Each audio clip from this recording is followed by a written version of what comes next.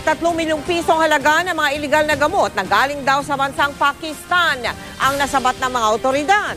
Kabilang sa mga nasamsam ang ipinagbabawal na gamot na Ativan at ilang prescription drugs.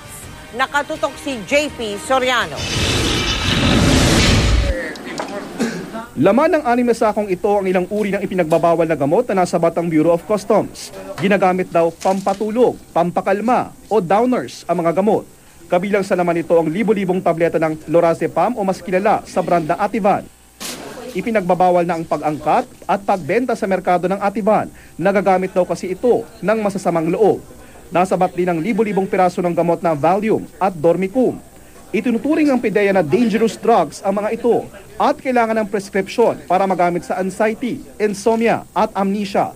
Duda ng otoridad, ginagamit ito ng sindikato para ihalo sa iba pang ipinagbabawal na gamot gaya ng shabu at ecstasy upang makagawa ng mas malakas na droga. Kung titignan natin, through mail na.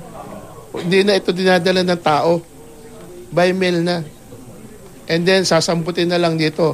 Ay kung makalusot dito, so maraming mabibiktima naman tayo mga kababayan. Nobyembre 2013 daw nang dumating ang kargamento sa Central Mail Exchange Center o CMEX sa Pasay City. Galing bansang Pakistan at mula sa isang MA Bati. Ayaw pang sabihin ng Customs Police kung sino ang consignee o kung kanino nakapangalan ang kargamento. Patuloy raw kasi ang follow-up operations. Ilang buwan din daw nilang sinubukang hulihin sa akto ang consignee pero tila nakatunog daw ito at tuluyan nang inabandona ang parcel. We do not have access to the contents of the parcel. Wala kaming alam. Basta nakakaano lang dyan, once it reaches the destination or ang custom mismo, dahil ini-examine nila yan. Nagduda nga raw sila sa kargamento nang dumating ito, kaya nabosisi. Tignan namin yung laman kung totoo ngang used clothing siya or used shoes. Pero tinignan ko ang impake, iba eh. Nung pagbukas namin, nakita namin ng mga gamot. Susuriin naman sa laboratorio ng PDEA ang mga gamot na nakakahalaga ng mahigit 3 milyong piso.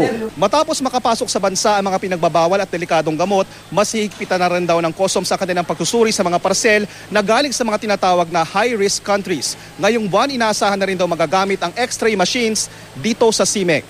JP Soriano, nakatutok, 24 oras.